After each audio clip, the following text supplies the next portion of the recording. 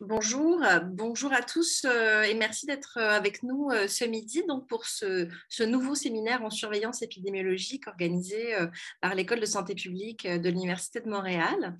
On a le plaisir ce midi donc d'accueillir Bilkis Visandjé qui est professeur titulaire à la faculté de sciences infirmières de l'Université de Montréal. Je vais juste introduire techniquement la séance pour vous rappeler simplement que la séance sera enregistrée. Elle sera aussi disponible pour être revisionnée par la suite. Donc, si vous voulez être mis au courant de tout ça, n'hésitez pas à aller sur notre site internet, etc. Et juste pour vous dire également qu'il va y avoir une petite période de questions-réponses à la fin de la présentation. Je vais maintenant laisser la parole à Monsieur Bernard Simon Leclerc qui est avec nous. Merci. Oui, bonjour. Donc, Bernard Simon Leclerc, professeur à l'École de santé publique. Je suis responsable de l'option surveillance épidémiologique à la maîtrise professionnelle en santé publique.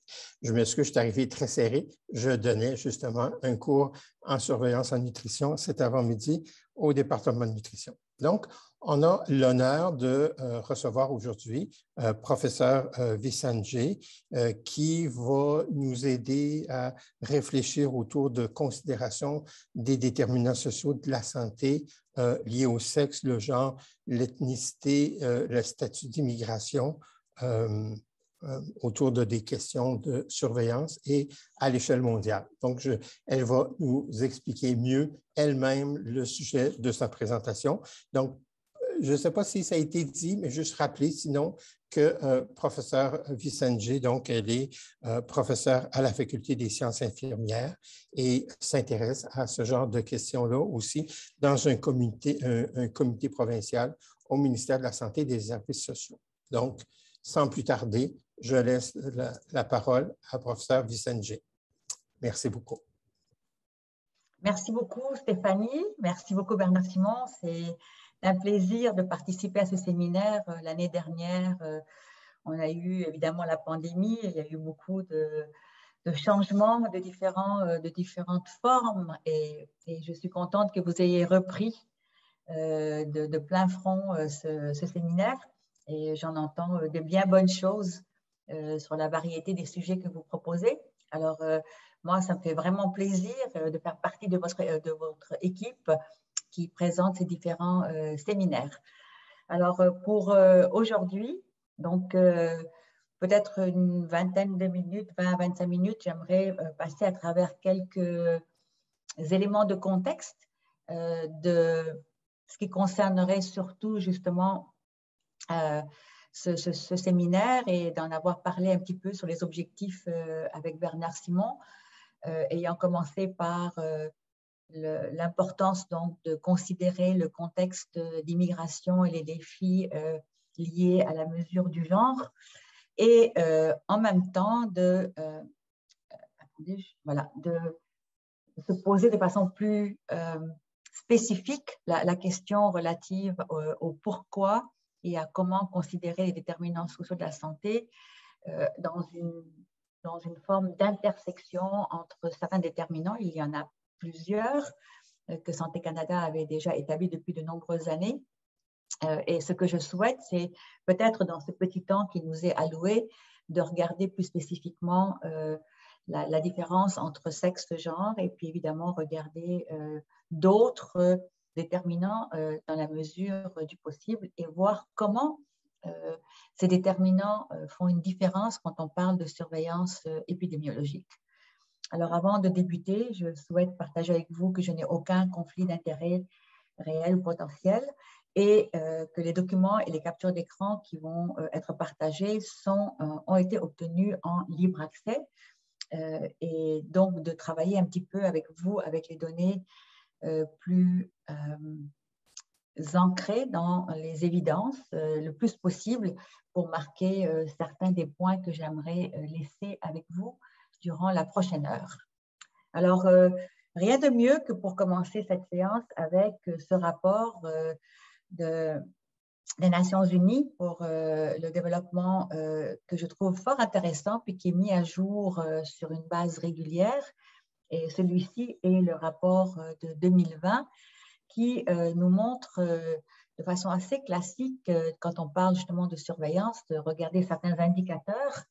Et ici, ce que j'aimerais pouvoir vous montrer justement, c'est l'indicateur qui est l'indice de développement humain, sur lequel on utilise certains des indicateurs, dont l'espérance de vie à la naissance, les années qu'on souhaite que la personne ait en termes d'éducation, et l'âge moyen évidemment de ce niveau d'éducation, et finalement le produit revenu brut, donc ce qui constituerait par personne le seuil de revenu.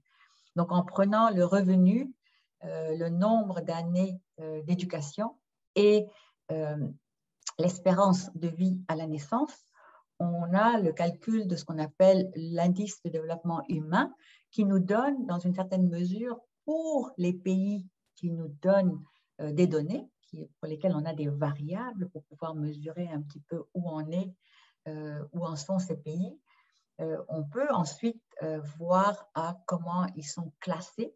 Et vous voyez, généralement, on retrouve la Norvège, l'Irlande, la Suisse, Hong Kong, de façon assez intéressante. Donc, pour les pays qui sont en bas de 1, sont ceux qui vont assez bien en termes de leur indice de développement humain. Et on retrouve donc le Canada ici en 16e position. Voilà. Et je vous parle dans un instant de l'autre indicateur que je viens de vous faire illustrer par ce cercle. Alors, quand on regarde surtout d'abord l'indice de développement humain, on voit quand même à la 16e position le Canada, et on voit les chiffres ici où on regarde un peu à l'approche de 1. Ces pays-là, donc on a la Belgique, on a quand même Singapour, on a le Royaume-Uni, et lorsqu'on va rajouter une variable qui nous permet de distinguer ces mêmes 3 variables, mais de façon différenciée hommes-femmes, on a ce qui est appelé le Gender Development Index, qui nous donne une meilleure idée de la répartition des ressources entre les femmes et les hommes selon ces 3 indicateurs que je vous ai mentionnés précédemment. Et on voit un autre quand même petit calcul, et on voit que la Norvège se rapproche beaucoup plus de 1 qu'elle ne l'était quand on n'avait pas fait le calcul de façon plus spécifique. Voyez-vous, ici, on a, pour les hommes, on voyait qu'on avait 0,95, ici 0,94, alors que là, quand on regarde de façon plus générale, en regardant la capacité que le pays offre aux femmes et aux hommes des opportunités pour se maintenir en santé et pour contribuer justement au pays, on voit que la Norvège vraiment va beaucoup mieux. Et ici, vous voyez, les différents scores ne sont pas nécessairement en ordre, mais on voit que le Canada va quand même assez bien, dans toute perspective gardée, mais qu'il y a des disparités qu'on retrouve entre les provinces. Je n'ai pas les données ici, mais vous voyez, on se retrouve quand même dans une situation un peu plus intéressante que certains des pays comme la Hollande. Donc, il y a de l'espoir, mais il y a encore beaucoup de travail à faire. Donc, c'est important de regarder les données dans cette perspective-là pour comprendre un petit peu où est-ce qu'on en est. Et si on regarde dans ce tableau, ça, ce sont du numéro 1 jusqu'à numéro 19, dans la prochaine diapo, vous avez les derniers pays qui se retrouvent tout à fait à la base du tableau. Donc, tout à l'heure, on avait 0,99 pour la Norvège, 0,98 quelque chose pour le Canada. Et vous voyez, pour le Niger, vous avez 0,72. Et quand on regarde l'indice de développement humain, on est à 0,321, 443 pour les hommes. Donc, on voit qu'il y a vraiment des disparités importantes. Évidemment, c'est basé sur la disponibilité des données et aussi sur la qualité des données. mais on a quand même des tendances intéressantes à regarder et on voit qu'il y a des pays qui sont encore au niveau de 2020, donc les données 2019, dans des situations assez précaires et surtout au niveau des inégalités assez frappantes. Ici, ce que vous avez donc, c'est l'évolution des composantes de l'indice de développement humain au niveau du Canada, pour vous montrer qu'il y a des progrès qui ont été faits en 1990. Vous voyez, nous étions beaucoup plus bas que 0,9. Donc, je vous parlais de la valeur idéale qui est à 0,1 et de voir qu'au niveau des années, il y a eu, au niveau de l'espérance de vie à la naissance, une croissance assez importante. Au niveau des revenus par capita, une croissance qui est peut-être un peu moins importante que celle de l'espérance de vie, mais qui quand même est intéressante. Et au niveau de l'éducation, avec quelques petits soubresauts, mais qui, de façon générale, augmente également, ce qui nous donne que l'espérance de vie à la naissance au niveau du Canada, quand même, a des bons espoirs pour pouvoir bénéficier justement de la contribution du pays lui-même. Ce qui nous amène donc à des définitions, pour un début de présentation, de s'assurer que dans les travaux que nous lisons, dans les articles que nous lisons, de faire un effort de pouvoir identifier comment les chercheurs qui vous rapportent les données, surtout si on réfléchit perspective de surveillance, comment est-ce qu'en santé publique, justement, les auteurs qui publient ont effectivement défini sexe et genre. Un des papiers auxquels j'ai travaillé avec des collègues, notamment des partenaires en Inde, pour essayer de comprendre comment les programmes de prévention et de suivi tuberculose avaient pris en compte justement ces disparités entre sexe et genre, c'est d'aller comprendre un petit peu, premièrement, si les auteurs avaient bien défini, d'une part, les femmes, les hommes, et de voir comment contribuer à, d'une certaine façon, calculer la notion de genre, en sachant que sexe, c'est défini généralement par des caractéristiques biologiques et physiologiques, alors que la notion de genre est beaucoup plus complexe et se situe sur un continuum de constructions socio-culturelles qui sont généralement définies par son contexte et qui peuvent varier. Alors, on en trouve maintenant de plus en plus depuis je dirais, les 20 dernières années. On ne peut plus se permettre de parler de ces deux termes de façon interchangeable, mais d'une responsabilité que nous avons à identifier adéquatement, puisque le fait de rapporter des données qui sont désagrégées au niveau homme-femme ne suffisent plus et ne permettent pas d'aller nous donner cette réelle prise en compte des expériences de maladies et de conditions de santé qui finalement ont la notion de genre, le déterminant de genre comme un facteur causal et qui vont affecter les trajectoires de façon différentielle.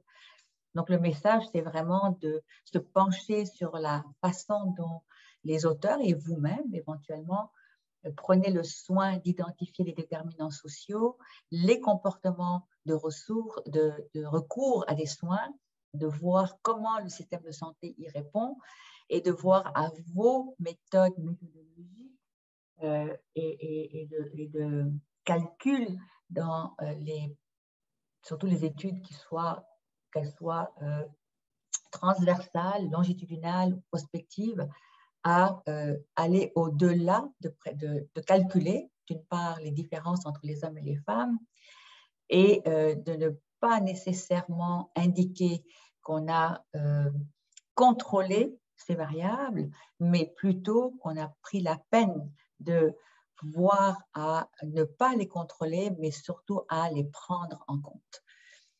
Et puis, on parlera vers la fin de la séance à un autre papier auquel j'ai contribué, dans lequel nous avons fait un effort de trouver un indice genre dans les grandes banques de données quand il n'y a pas nécessairement la variable genre est disponible. Donc, le message principal, c'est de s'assurer qu'on sait qu'il y a une différence entre sexe et genre dans les conditions de santé et dans la façon dont ces différences vont se manifester, d'une part, dans la façon dont les symptômes vont apparaître, mais aussi la façon dont nous, en tant qu'intervenants dans le domaine de la santé et santé publique, vont être en mesure de diagnostiquer ces différences dans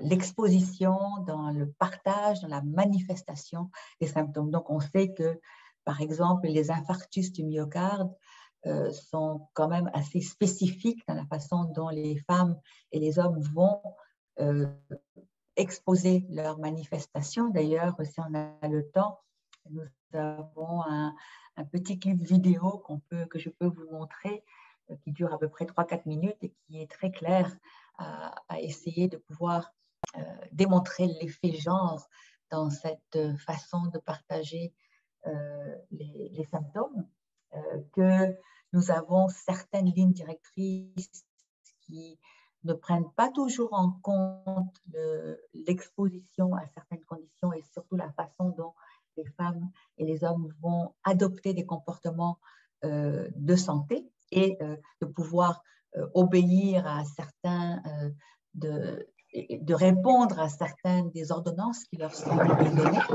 Il y a également les personnes qui ont des soucis de réponse à des anticoagulants. Alors, je pense qu'il y a Marie-Claude qui, sans faire exprès, peut-être… Ah, voilà. Merci beaucoup, Marie-Claude. Donc, il y a aussi donc les différentes conditions, notamment la dialyse, notamment les traitements d'anticoagulants, le fait de référer des femmes et des hommes par rapport à des conditions comme l'arthrite rhumatoïde, l'ostéoporose, la dépression, qui est parfois souvent considérée comme des conditions qui affectent les femmes et qu'on risque donc de ne pas diagnostiquer adéquatement les hommes. Donc, il y a plusieurs exemples dans les données probantes qui nous montrent que nous devons porter attention spécifiquement aux femmes et aux hommes selon les conditions et ne pas partir avec certaines hypothèses que les normes, les rôles, responsabilités, la façon de décider vont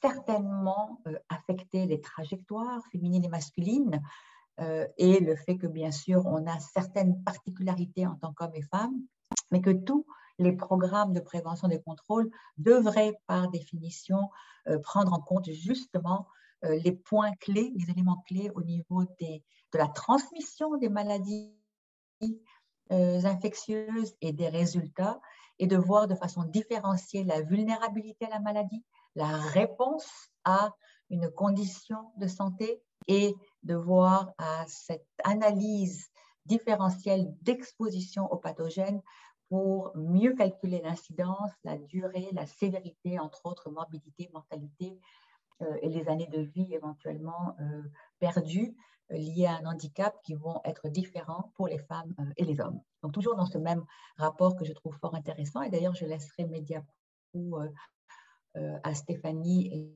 et à Bernard Simon pour les partager aux personnes qui souhaitent les voir, ainsi que les références. Mais ce document de l'OMS, je le trouve très bien fait. Il a été publié en 2011, mais il reste toujours très pertinent pour donner des lignes directrices à comment justement éviter de faire des gaffes quand on veut mettre en place justement des systèmes de surveillance et de s'assurer que certains programmes peut-être ne vont pas nous permettre de mieux apprécier justement les contributions. Et on n'a pas nécessairement à rechercher des nombres égaux à hommes-femmes, dépendamment donc de la trajectoire, de la condition que nous souhaitons analyser, puisqu'il y a certaines conditions qui sont plus importantes et qui se manifestent de façon différentielle pour les hommes et les femmes. Et bien sûr, de regarder comment les comportements au niveau genre vont affecter le recours aux services qui sont importantes à considérer quand on va interpréter des données de surveillance qui sont présentées et qui sont différenciées hommes-femmes. Donc, tout ça pour dire que c'est important d'avoir des données, premièrement, qui sont des agrégés hommes-femmes, mais qui sont largement insuffisants dans leur interprétation, étant donné que nous avons différentes intersections et interactions qui peuvent être importantes à considérer durant la trajectoire de vie d'une personne et à travers différentes catégories d'âge. Ce qui vous amène donc d'autres déterminants comme l'âge et le vécu de la personne, l'endroit où la personne vit, le contexte d'exposition. Ici, on parle de l'influenza. Il y a beaucoup d'éléments qui sont rapportés dans ce rapport, par exemple ici, qui nous avertit que lorsqu'on va se pencher à regarder les différences basées sur le genre, donc le contexte social, ne peuvent pas être généralisées d'un pays à un autre, étant donné que l'exposition dans ce pays va être différente et que les comportements socio-culturels des femmes et des hommes et des autres groupes, et je voudrais m'assurer de ne pas rester binaire, bien sûr, dans mon discours, mais de considérer les différentes catégories de ceux et celles qui s'attribuent justement à un certain sexe et qui sont conditionnés par leur environnement et de là à avoir l'exposition va différer et les incidences vont donc être affectées, bien sûr, selon ces pays.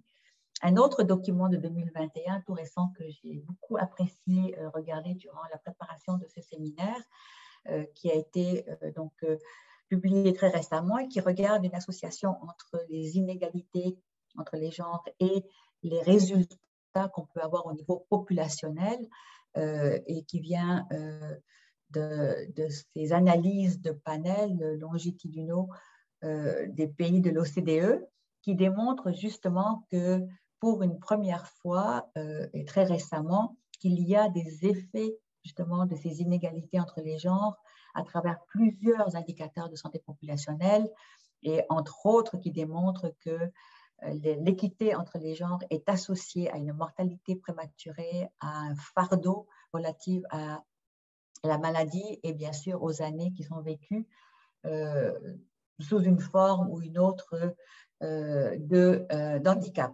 Et d'ailleurs, l'exemple classique, c'est la fameuse pyramide des âges qu'on connaît, qui était à l'époque une pyramide avec une base très large et qui de nos jours s'ouvre de plus en plus et qui bientôt se penche même vers une pyramide inversée où on voit très bien que non seulement l'âge fait une grande différence, mais qu'au sein de cette pyramide, si on l'a désagrégée hommes-femmes et éventuellement autres catégories sexes, on verrait différents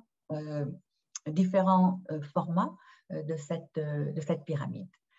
Alors, donc, importance de regarder donc, dans ces hypothèses de quelle façon est-ce que l'inégalité entre les genres est associée avec cette équité qu'on veut rechercher au niveau de l'éducation, donc de ne pas assumer qu'on a accès à cette éducation à travers les catégories de sexe, la représentativité et aussi l'accès, surtout au niveau des soins de santé, pour se retirer de plus en plus de ce qui est historiquement accepté par rapport à juste l'accès homme-femme, mais d'aller un petit peu plus loin, au-delà des stéréotypes associés aux catégories hommes-femmes et de voir comment est-ce que, tout à l'heure, dont je vous parlais, de ce Gender Indicator, Human Indicator Index, nous permet de mieux comprendre justement les associations entre les paramètres santé, donc les résultats attendus que vous mesurez en surveillance et de réfléchir à comment ils interagissent avec certains des paramètres populationnels qui vont affecter de façon différenciée les femmes et les hommes. Et un exemple classique que je souhaite donc partager avec vous, c'est celui bien sûr de la COVID-19. Alors, en date de ce jour, le 17 novembre, en mettant à jour avec mon équipe d'assistantes de recherche les dernières données, et d'ailleurs merci à mon équipe, les dernières données COVID à 10h21, on voit que nous avons maintenant quand même des chiffres qu'on ne veut même plus dire, tellement chaque jour ça augmente. Quatrième vague, au seuil de la cinquième vague, beaucoup de rouge. S'il y a moins de rouge ailleurs, ce n'est pas tant qu'il n'y a pas de cas confirmés, c'est peut-être aussi le fait que les données ne sont pas disponibles aussi rapidement, mais on voit certainement que certaines des données qu'on voit doivent être mieux rapportées. Et j'attire votre attention à ce lien que je trouve fort intéressant, qui est au niveau de la santé mondiale, au niveau du document Global Health 50-50, qui nous permet justement, de façon assez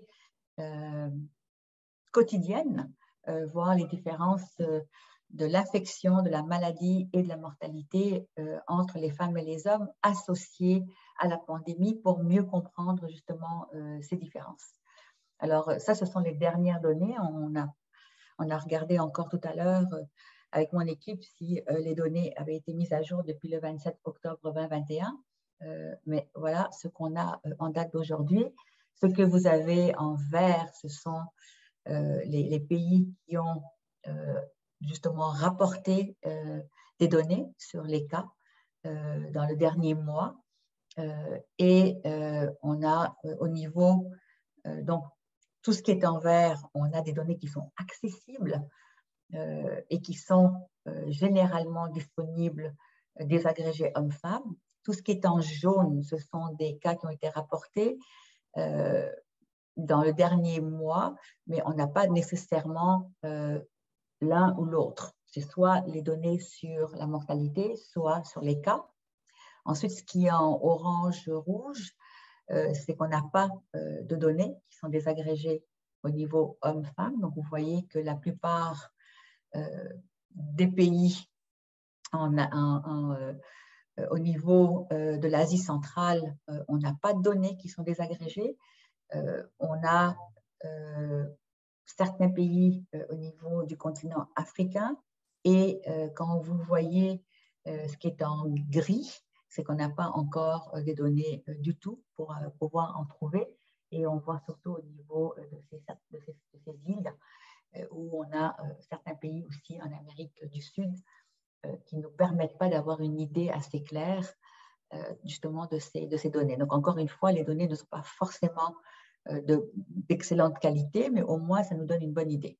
En ce qui concerne le Canada, les dernières données qu'on a, donc ici, on retrouve justement certains les cas et les données de mortalité qui sont désagrégées entre les hommes et les femmes, donc bleu ciel pour les hommes, un peu violet pour les femmes. On voit quand même, quand on regarde au niveau des cas, une certaine similarité, à part pour les populations de 80 et plus, où on avait vraiment une grande différence, où on a perdu quand même un certain nombre de femmes.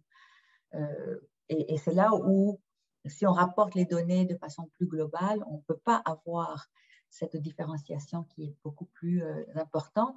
Et quand vous voyez les données de mortalité de l'autre côté, c'est l'inverse. On a perdu beaucoup plus d'hommes que de femmes, toujours dans la même catégorie d'âge. Donc, on a plusieurs explications à cet effet au niveau de la sensibilité, de la façon dont les hommes ont vécu la COVID-19 et donc de voir à nos stratégies au niveau des cas et au niveau de la mortalité. Donc, important de pouvoir justement regarder ces données-là.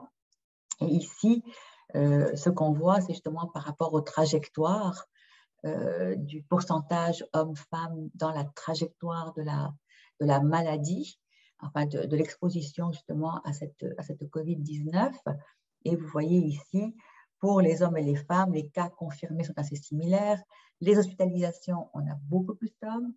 Les admissions au niveau des soins intensifs, beaucoup plus d'hommes. Effectivement, la même chose pour les hommes aussi. Donc, on voit qu'ils sont beaucoup plus vulnérables, alors que pour la vaccination, on a beaucoup plus de femmes pour la première dose au moins et pour celles qui sont vaccinées adéquatement, comme on dit, pour les 2 doses, en date d'octobre 21. Donc, vous voyez, on a c'est l'importance de regarder justement ces trajectoires et de voir à quel niveau on veut intervenir pour que ça puisse effectivement faire une différence telle qu'on veut, telle qu'on le souhaite dans nos travaux. Alors, c'est comme ça qu'on s'aperçoit de l'importance de cette équité qu'on veut apporter dans une perspective de justice par rapport aux questions des déterminants sociaux de la santé, où on va regarder au-delà de sexe et genre, ce qui concerne justement les autres déterminants. On veut bien, par exemple, annoncer aux personnes qu'elles sont Covid positives et on leur annonce immédiatement de s'isoler. Mais si on n'a pas considéré les moyens que les personnes ont, si elles vivent dans des contextes de défavorisation par rapport à la qualité de leur logement, de leur demander de s'isoler alors qu'ils n'ont pas les moyens de s'isoler, ne permettra pas du tout d'atteindre le but. Donc, l'importance de regarder justement ces intersections entre les différents déterminants à partir du moment où on a une situation devant nous, dans cette surveillance, on se doit d'aller au-delà que de dire, voilà, madame, monsieur, vous êtes positif, bien sûr, et d'éviter justement ce qui a été discuté par mes collègues de la Direction régionale de santé publique. Je pense qu'il y a quelques collègues qui sont là aujourd'hui dans ce séminaire que je salue, et qui a été nommément mentionné comme des angles morts sur lesquels mes collègues de la DRSP ont vraiment travaillé justement en s'assurant dans cette surveillance d'aller chercher ces différents déterminants sociaux pour mieux répondre à cette pandémie. Et justement, c'est ce qu'il a fallu faire, justement, d'avoir des équipes sur le terrain pour comprendre le contexte de vie et de bien prendre en compte justement ce qui va caractériser non seulement les femmes et les hommes, mais l'appartenance à certains groupes culturels dans la compréhension, dans l'adoption de comportements, dans le suivi et le soutien à donner, notamment aussi certaines populations nouvellement arrivées juste avant la pandémie qui n'avaient peut-être pas les meilleures compréhensions de ce qu'il y avait à faire une fois que la pandémie était déclarée, puis qu'il y avait une situation de cas positifs dans la famille, dans le quartier. Donc, ça demande justement de regarder non seulement si on parle d'hommes ou de femmes, parce qu'il y a une réactivité différente, comme je vous l'ai montré, au niveau de l'exposition à la manifestation des symptômes et à la maladie elle-même et au traitement dans la guérison, selon ce qu'on leur prescrit, mais aussi tous les comportements qui vont justement nous demander de nous pencher avec attention à cette infection de la COVID-19 pour éviter de répéter justement le fait qu'on se retrouve devant des contextes non prémédités, je dirais, et non voulus de discrimination finalement, parce qu'on n'a pas très bien compris comment la maladie progresse, la sévérité des résultats, la réponse au vaccin et toute la partie efficacité au niveau de l'intervention elle-même.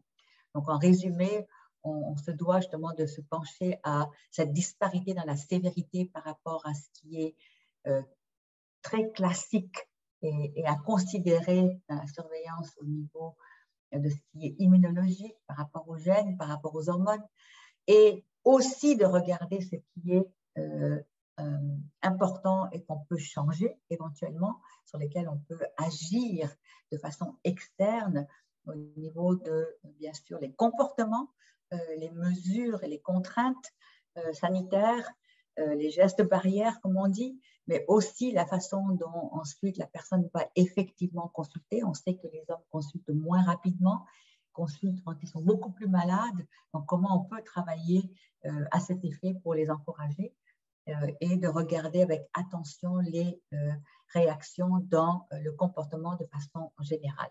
Alors, un autre papier ici, très récent, qui justement nous permet de regarder la pandémie de la COVID-19 avec cette lentille sexe et genre qui revient encore aux aspects immunité, aux aspects hormones, aux aspects de considérer comment le fait d'être une femme physiologiquement et être un homme physiologiquement, on va réagir différemment aux médicaments qu'on nous prescrit, et donc de bien comprendre comment ces vaccins ont été développés, justement, ce qui a été fait par rapport au fait que les femmes et les hommes pourraient être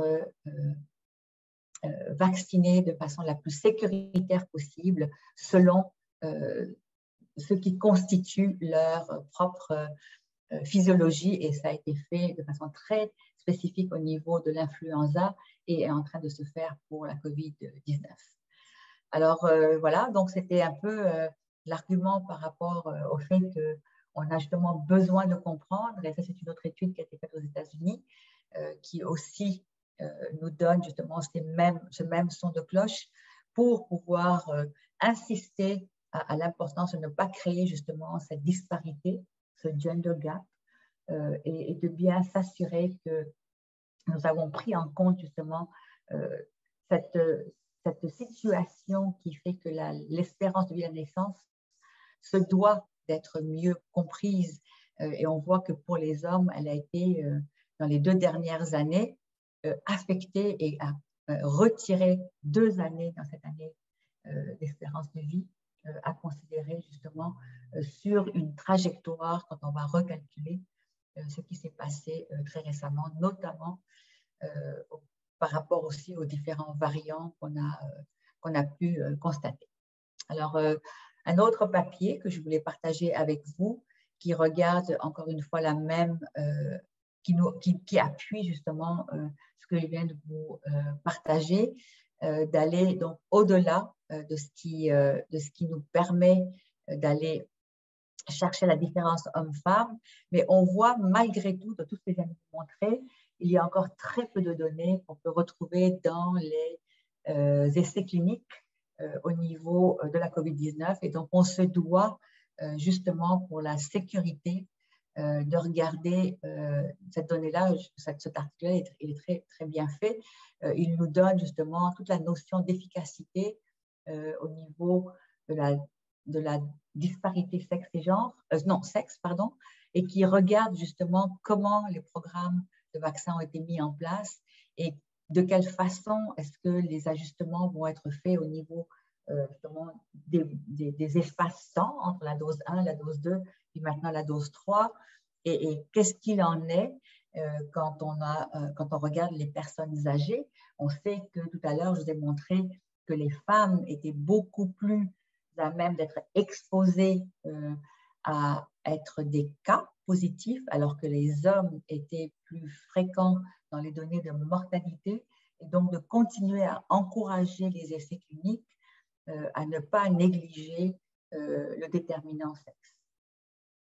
Et on souhaite que ça va se continuer, surtout qu'il y a la notion de gender aussi qu'il va falloir continuer à réfléchir, et cet autre papier de Hangar nous démontre que oui, c'est important de continuer à encourager les essais cliniques, à regarder au niveau des vaccins la physiologie homme-femme dans la réactivité des vaccins, mais on a aussi justement à regarder comment la notion de genre va affecter justement la réponse au vaccin, notamment parce que les femmes vivent plus longtemps de par leur espérance de vie à la naissance, et qu'elles ont des rôles très particuliers, la présence en tant que proche aidante auprès des personnes âgées qui sont surtout des femmes aussi.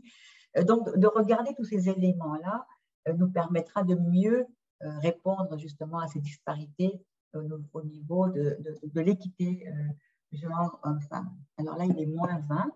Je vais essayer d'aller un petit peu plus vite pour donner donc au moins un quart d'heure pour pouvoir discuter justement de ces quelques questions que vous auriez éventuellement à me poser.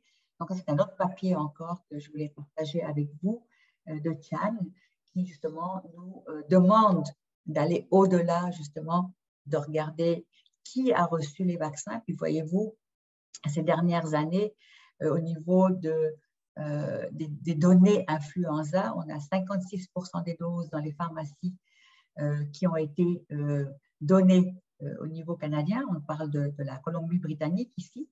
aux femmes, alors que juste 44% aux hommes. Et on sait que tout ce qui est promotion de la santé, tout ce qui est, on va dire, soft, est beaucoup plus attrayant et mieux compris par les femmes que par les hommes.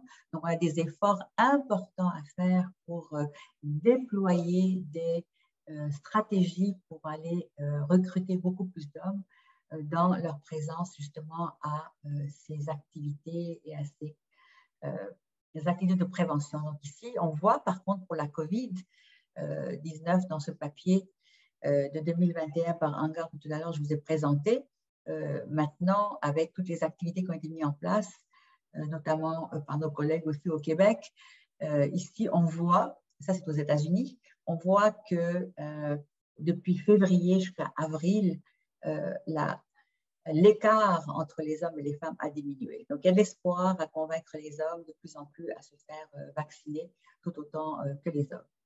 Quand on regarde ici des données au niveau canadien, on voit certaines catégories ici. Alors, ici, on parle ici des probabilités des catégories, des déterminants pour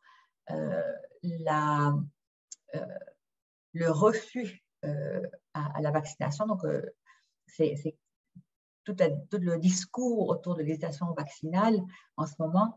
Je pensais peut-être vous donner cette idée.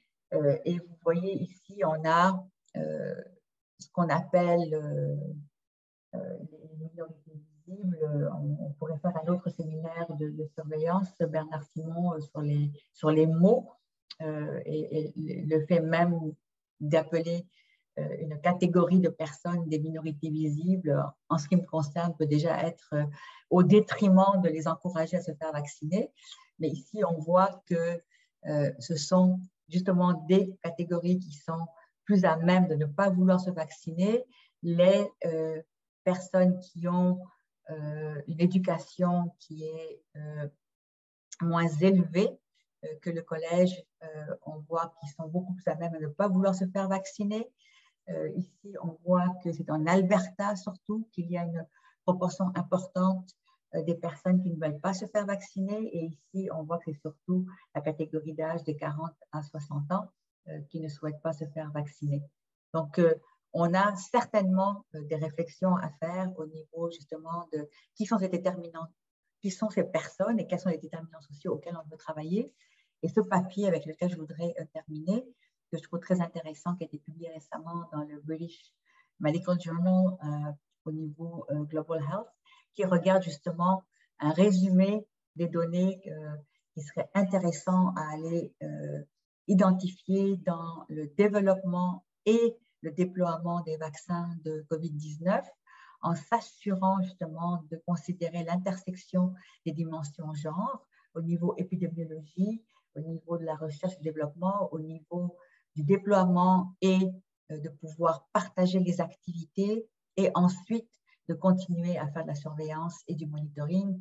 Je pense que c'est un papier qui est très utile pour regarder un peu comment on s'assure d'avoir une stratégie inclusive de ces différentes catégories à ces différents niveaux et de prendre en compte chacun des risques à chaque niveau, de les catégoriser, de les ventiler par rapport aux hommes et par rapport aux femmes au niveau physiologie et ensuite dans le reste des activités au niveau genre pour nous assurer qu'on fait les choses qui nous permettront d'éviter ultimement des inéquités. Alors, ça c'est le résumé de ce papier qui nous dit que finalement, oui, on a des inégalités persistantes et on peut y faire quelque chose pour mieux comprendre ces intersections au niveau sexe-genre par rapport à d'autres variables aussi, ethnicité, valeurs culturelles, la langue parlée, les autres conditions d'immigration, parce qu'il y a des risques différentiels et il y a des résultats différentiels. Et cet exemple de la COVID est très, très, très clair, très parlant. Donc, je souhaite qu'on puisse continuer à travailler, à engager justement les communautés, et c'est ce que fait de plus en plus les collègues ici, en tout cas au Québec, et à Montréal au niveau des directions régionales de santé publique et que, encore une fois, je salue, mais ce n'est pas simple. Mais justement, au niveau de la communication, on se doit aussi justement d'avoir des messages clairs, des messages qui renforcent justement cet effort de l'équité entre les genres et de pouvoir donner des ressources. Je crois qu'on revient toujours à ça, les ressources humaines, matérielles, financières pour pouvoir justement se pencher de façon différentielle à ces données, puis de mieux en tenir compte. Alors, je voulais terminer peut-être ici. Ça, c'est le papier dont je vous disais auquel j'ai participé avec des collègues très récemment où nous avons fait une analyse basée sur le genre en regardant les grandes bases de données pour voir comment on peut aller chercher des données genre quand elles ne sont pas immédiatement disponibles et de créer ensuite un index genre. Mais peut-être je vais m'arrêter ici, puis prendre quelques questions, puis au besoin revenir à ce papier. Alors, je vais arrêter mon partage d'écran.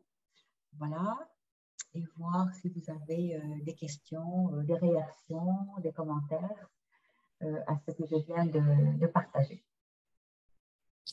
Voilà, donc merci beaucoup, professeur Sanchi, pour votre présentation.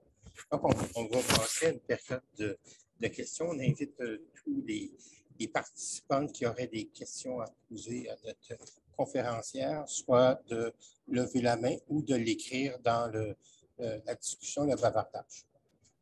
Alors, en attendant peut-être, voilà, oui, en attendant que quelqu'un que l'auditoire se dégèle, donc peut-être que je pourrais me permettre une question.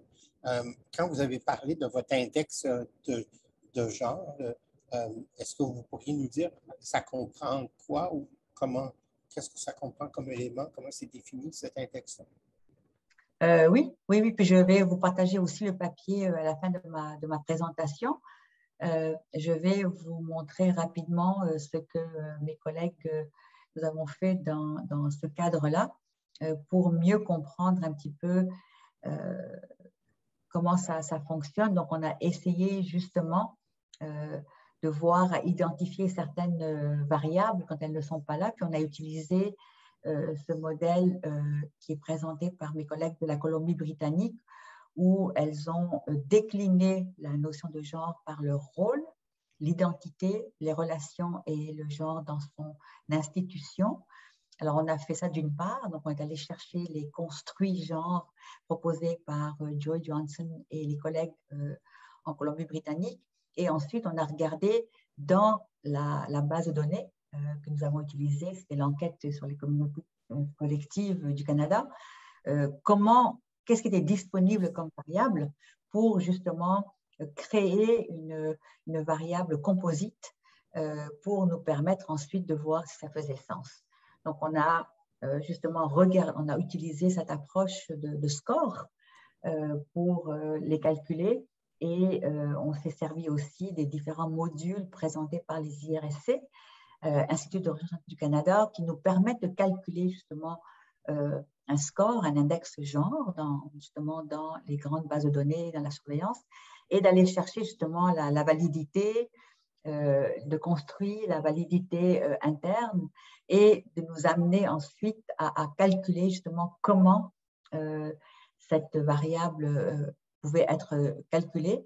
Attendez, non, je vais retourner en arrière. Ici, vous voyez, on a essayé de voir certaines des variables et je n'ai pas gardé toutes les diapos, mais on a fait un calcul justement à regarder, je vais aller en arrière, pardon, dans cet index où on est allé chercher justement l'éducation qui était disponible, toutes les variables que j'ai tout à l'heure présentées, et comme on regardait les caractéristiques occupationnelles, on a pu les faire que pour les personnes qui travaillaient, et on a expliqué clairement quelles variables pouvaient être utilisées et qui pourraient éventuellement fonctionner. Donc, si vous voulez vous les reprendre dans une autre étude, vous seriez en mesure éventuellement de le faire.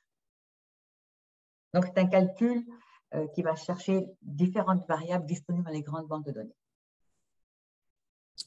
Donc, je vais vous lire, on a une question ici dans le bavardage. Je vais vous la lire pour ne pas me tromper. Donc, on parle du rapport. Dans le rapport de UNDP, donc dans le rapport de UNDP, Les Nations Unies? Oui. Pour le cas des pays classés les derniers, j'ai vu que le Burundi, l'indice de développement du genre est 0,999, tandis que l'indice de développement selon les sexes se situe entre 0,43 et 0,45. Comment interpréter cette discordance? Alors, je vais peut-être revenir. Donc, l'indice de développement selon les sexes, ce serait comme 0,43, 0,45, tandis que l'indice de développement du genre, ce serait 0,9999. Oui, je vais enlever ça, puis je vais essayer de voir si je peux revenir à cette diapo sans vous donner un vertige. Voilà, là, je vais repartager mon écran. Là, donc on parlait, est-ce que vous voyez mon écran? Oui, maintenant oui. Alors voilà, donc je pense que c'est de cet écran-là que vous parlez. Ici. Voilà, alors ici, c'est sûr que la donnée ici, quand on regarde l'indice de développement humain, on est à 0,4, on est vraiment en deçà du 0,5. Donc, l'idéal qu'on peut aller chercher, c'est 1. Alors, on voit qu'il y a vraiment une disparité importante dans le développement humain entre les pays. Donc, il se situe de façon assez basse. Quand on regarde le 185e parmi les 189 pays qui ont donné des données. Et quand on regarde ici, effectivement, c'est 0,999 pour le Burundi, c'est qu'on n'a pas vraiment de données qui sont disponibles. Donc, sur les calculs qui sont faits ici, on se retrouve à penser qu'il y a, c'est une très bonne remarque, d'ailleurs, je salue l'œil de lynx de la collègue qui a posé la question, ou du collègue. Effectivement, ici, pour le peu de données qu'on a, on a l'impression que les opportunités qui sont offertes tant aux femmes qu'aux hommes sont positives. Alors, si je remonte dans ma diapo précédente, vous avez la même donnée pour la Norvège que pour le Burundi. Attendez, je vais revenir en arrière. Ici. Effectivement, et ça, c'est attribuable au fait qu'il y a très peu de données qui sont disponibles. Et pour le peu de données qui sont disponibles, on a l'impression que, alors justement, c'est ce que ça donne comme information, mais il faut regarder le reste ici, et c'est là où on voit que les données sont très limites. Donc, il faut regarder sur quoi se base ce calcul-là par rapport aux données qui sont ici. Est-ce que c'est pas dangereux de présenter des données de cette façon? Mais il faut les lire. Dans le rapport, on explique très bien justement que ces calculs ne sont pas, on peut pas s'y fier, comme vous dites, Bernard Simon, parce que justement, vous savez, la fameuse, il y a des lettres, hein, le G, le I, le G et le O. C'est garbage in, garbage out. Donc, dépendamment de ce qu'on met dans la passoire, ce qui va sortir, ce n'est pas forcément correct. Donc, on pourrait avoir tendance à penser que le Burundi est au même niveau d'opportunités qui sont données sur une base équitable aux femmes et aux hommes, mais en fait, quand on regarde les données ici, elles sont extrêmement disparates et on est à 0,4 dans l'indice de développement humain. Effectivement. Très bonne remarque. Est-ce que, je vais regarder cette autre question, pas pour l'instant. Est-ce que, je vois que dans le fond, vos travaux ont beaucoup porté sur le genre, qui est peut-être donc défini plus socialement, mais quand même beaucoup encore binaire, homme-femme. Est-ce que vous avez encadré ou des travaux ou trouvé des articles de travaux où est-ce qu'on s'intéresse comme à une plus grande diversité de genres? Oui, c'est une très, très, très bonne question. Puis, je crois qu'on a besoin justement d'aller chercher plus ces données-là. Quand on parle de surveillance, c'est la qualité de la réponse, de la donnée qui va compter. On commence à avoir l'option autre. Et une fois qu'on a l'option autre, on n'a pas toujours la déclinaison de ce que autre veut dire.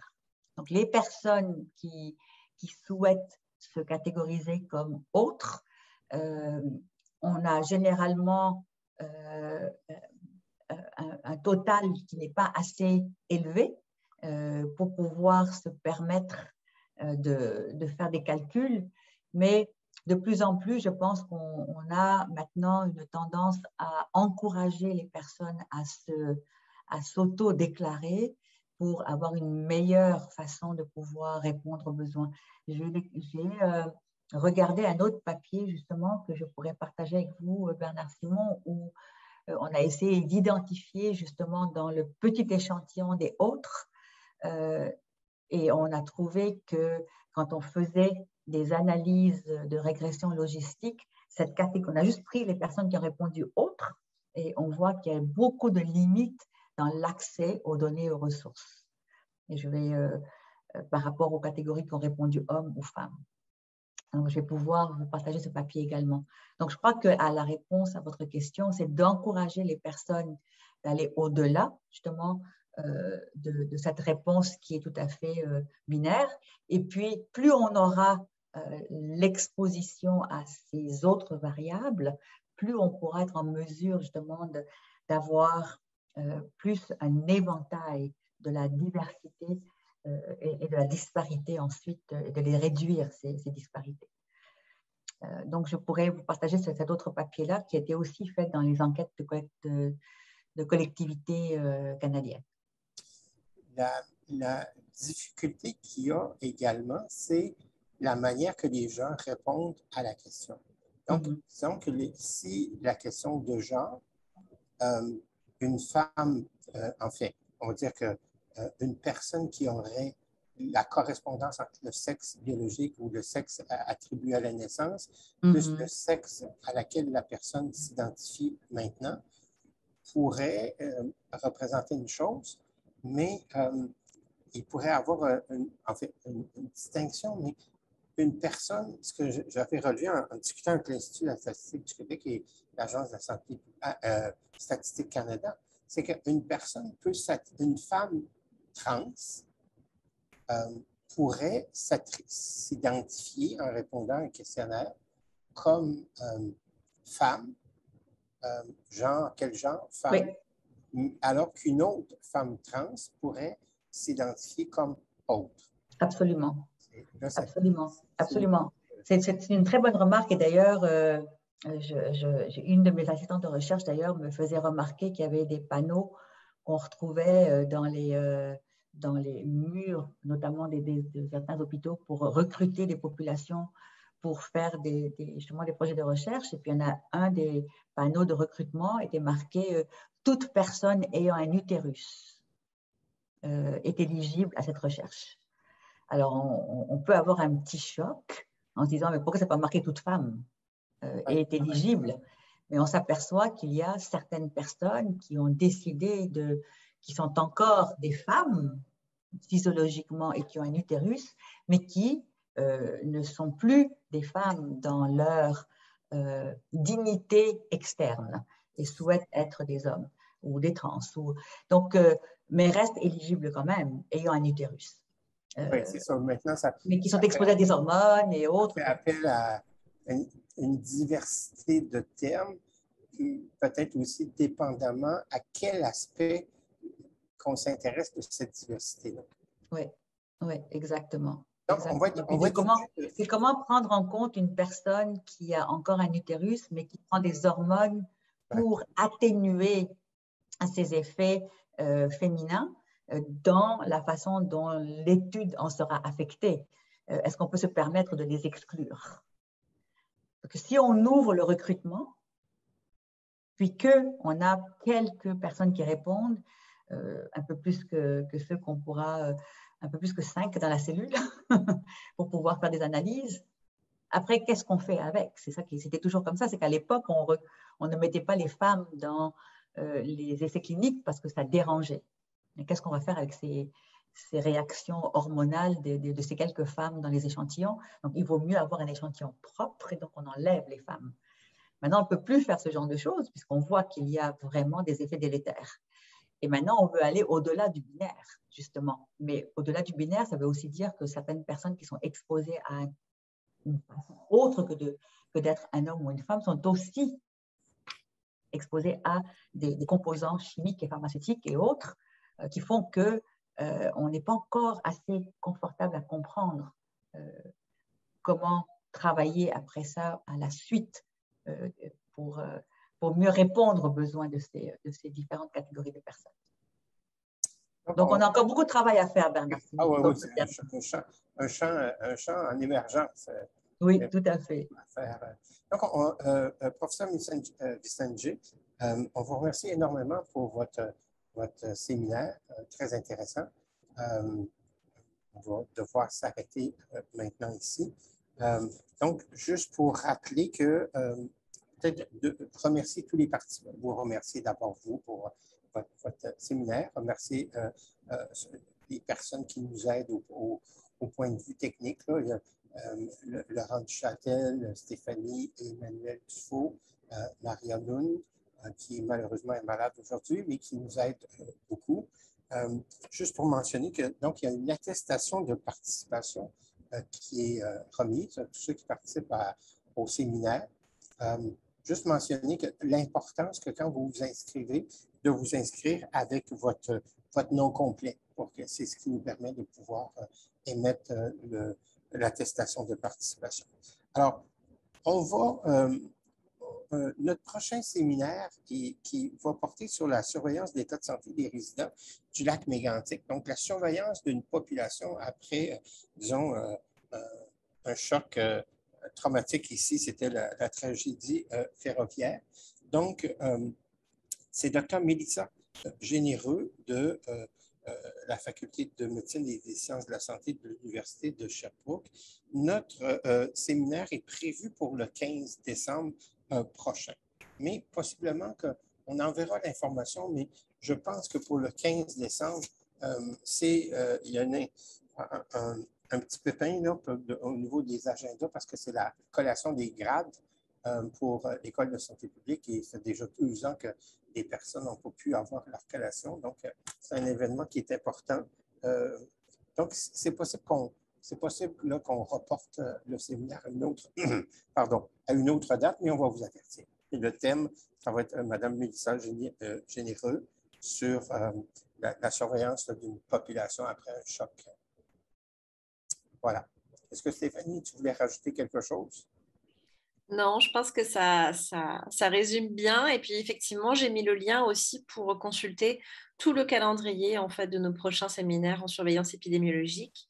Donc, n'hésitez pas à rester à l'affût sur notre infolettre et nos réseaux sociaux, notre site Internet, puisqu'on va mettre les liens pour vous inscrire, pour que vous puissiez vous inscrire très bientôt. Voilà. Donc, alors, je voulais simplement dire que si les personnes souhaitent avoir les ressources que j'ai présentées, on peut aisément me contacter sur umontréal.ca. À part qu'il ne faut pas oublier que j'ai 2 S et 2 E dans mon nom de famille. Pour le reste, c'est tout bon et ça fait vraiment plaisir d'avoir toutes ces personnes qui sont présentes. Alors, merci encore à vous.